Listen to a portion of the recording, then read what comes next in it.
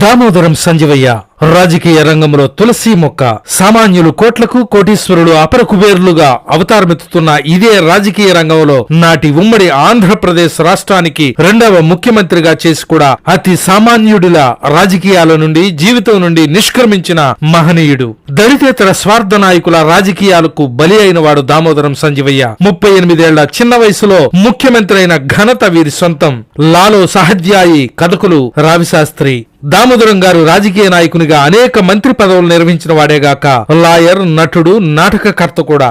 గౌరవ సూచకంగా హైదరాబాద్ లో వీరి పేరుపై సంజీవయ్య పార్కులు నిర్మించడమే గాక ఉమ్మడి రాష్ట్రంలో అనేక చోట్ల పేదలకై నిర్మించిన కాలనీలకు సంజీవయ్య కాలనీలుగా నామకరణ చేశారు. విశాఖపట్నంలోని ఆంధ్రప్రదేశ్ నేషనల్ లా యూనివర్సిటీని దామోదరం సంజీవయ్య నేషనల్ లా యూనివర్సిటీగా పేరు పెట్టారు. సంజీవయ్య రాసిన labour problem and industrial development in India అనే పుస్తకాన్ని ఆక్స్ఫర్డ్ వారు ప్రచురించారు.